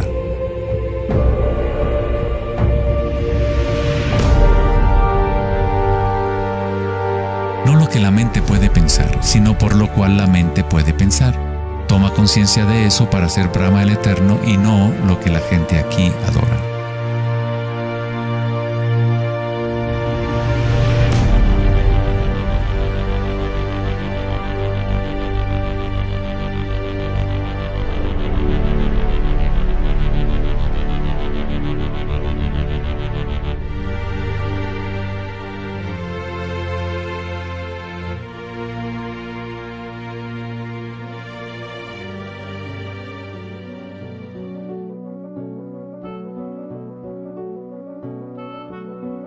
la última década, grandes avances se han llevado a cabo en el ámbito de la investigación cerebral. Los científicos han descubierto la neuroplasticidad, un término que expresa la idea de que el cableado físico del cerebro cambia según los pensamientos que se mueven a través de él. Como expresó el psicólogo canadiense Donald Hebb, las neuronas que se ponen en marcha al mismo tiempo se conectan entre sí. Las neuronas se conectan al máximo cuando una persona entra a un estado de atención ininterrumpida. Lo que esto significa es que es posible dirigir tu propia experiencia subjetiva de la realidad. Literalmente, si tus pensamientos son de temor, preocupación, ansiedad y negatividad, estás incrementando la conexión para que surjan más pensamientos similares. Si diriges tus pensamientos hacia el amor, la compasión, la gratitud y la alegría, creas la conexión para repetir esas experiencias. ¿Cómo hacerlo cuando estamos rodeados de violencia y sufrimiento? ¿No es esto una especie de engaño o vana ilusión? La neuroplasticidad no es lo mismo que la noción de la nueva era que dice que creas tu realidad con pensamientos positivos. En realidad es lo mismo que el Buda enseñó hace 2500 años. La meditación vipassana o la meditación introspectiva podría describirse como neuroplasticidad autodirigida. Aceptas tu realidad tal como es, como realmente es. Pero tú lo experimentas en el nivel raíz de la sensación, en el nivel vibratorio o energético, sin prejuicio o la influencia del pensamiento. A través de una intención ininterrumpida en el nivel raíz de la conciencia, se crea la conexión para una percepción completamente diferente a la realidad.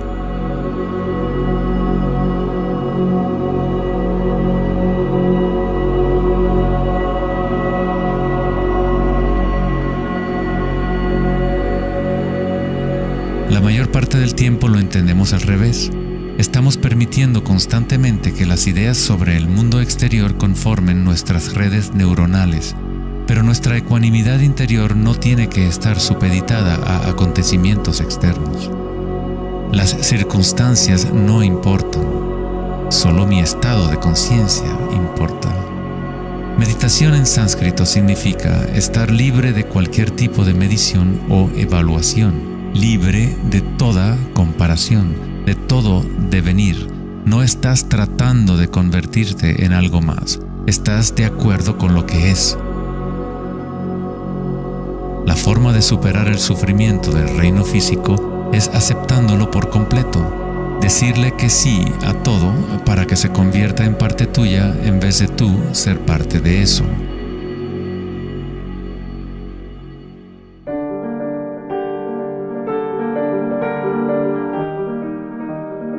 ¿Cómo se puede vivir de tal manera que la conciencia deje de estar en conflicto con su contenido?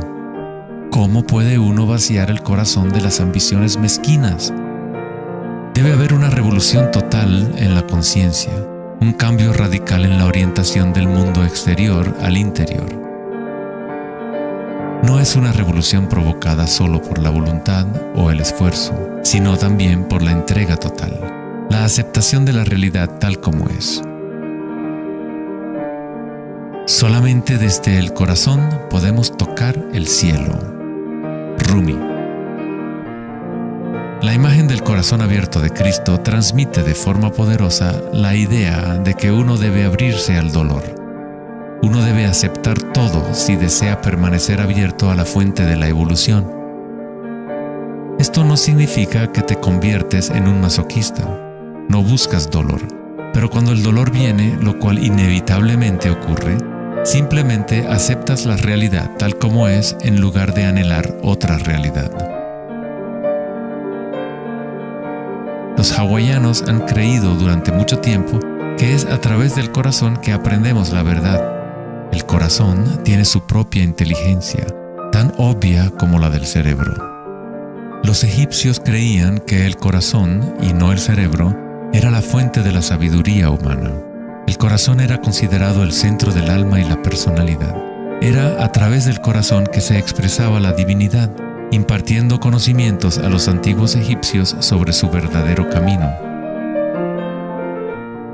Este papiro representa la medición del peso del corazón. Era considerado algo bueno pasar la vida después de la muerte con un corazón liviano. Eso significaba que habías tenido una buena vida. Una etapa universal o arquetípica que experimentan las personas en el proceso del despertar del centro del corazón es la experiencia de la energía personal como la energía universal.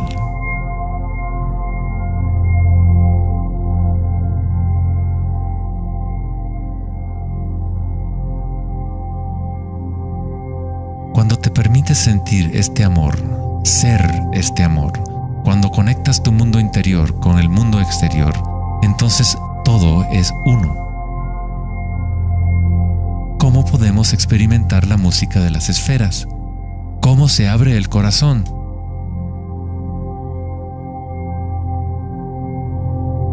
Sri Ramana Maharshi dijo: Dios habita en ti, como tú, y no tienes que hacer nada para ser consciente de Dios o de ti mismo. Ya es tu estado verdadero y natural.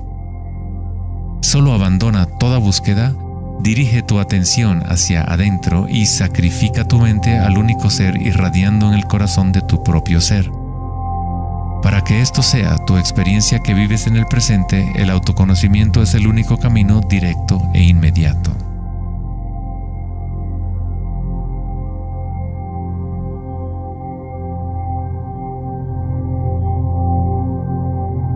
Cuando concilias y observas las sensaciones internas, tu vitalidad interior, estás observando en realidad el cambio. Esta fuerza del cambio es el surgimiento y la muerte que ocurren cuando la energía cambia de forma. El grado en que una persona ha evolucionado o alcanzado la iluminación es el grado en que uno ha adquirido la capacidad de adaptarse a cada momento o a transmutar la corriente de circunstancias humanas, siempre cambiantes, el dolor y el placer en gozo.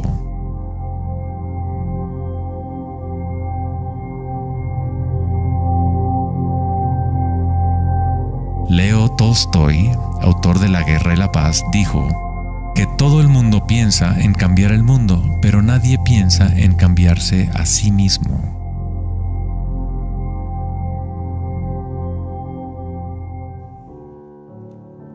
Darwin dijo que la característica más importante para la supervivencia de la especie no es la fuerza o la inteligencia, sino la capacidad de adaptación a los cambios.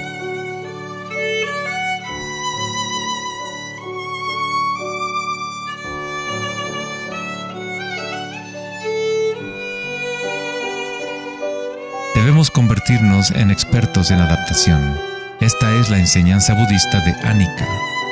Todo está surgiendo y desapareciendo, cambiando. El cambio es constante. El sufrimiento existe solo porque nos apegamos a una forma particular.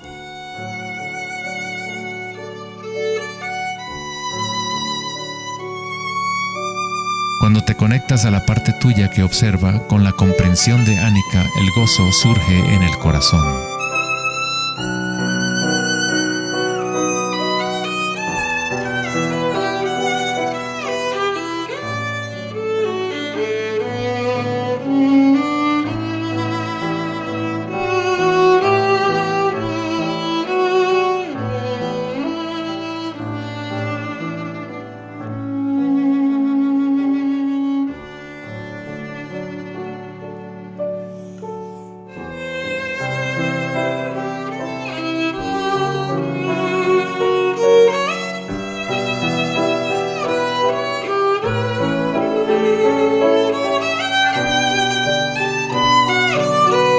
Santos, sabios y yogis a lo largo de la historia han descrito de una manera unánime la unión sagrada que se produce en el corazón, ya sean las obras de San Juan de la Cruz, los poemas de Rumi o las enseñanzas tántricas de la India. Todas estas enseñanzas diferentes tratan de expresar el misterio sutil del corazón. En el corazón, esta es la unión de Shiva y Shakti, la penetración masculina en la espiral de la vida y la entrega femenina al cambio. Atestiguar y aceptar de forma incondicional todo lo que es. Con el fin de abrir tu corazón, debes abrirte a los cambios. Vivir en el mundo aparentemente sólido, danzar con él, comprometerte con él, vivir en plenitud, amar por completo, pero sabiendo que es transitorio y que, en última instancia, todas las formas se disuelven y cambian. El gozo es la energía que responde a la calma. Surge al vaciar la conciencia de todo contenido. El contenido de esta energía de gozo, producto de la calma, es la conciencia. Una nueva conciencia del corazón. Una conciencia conectada a todo lo que es.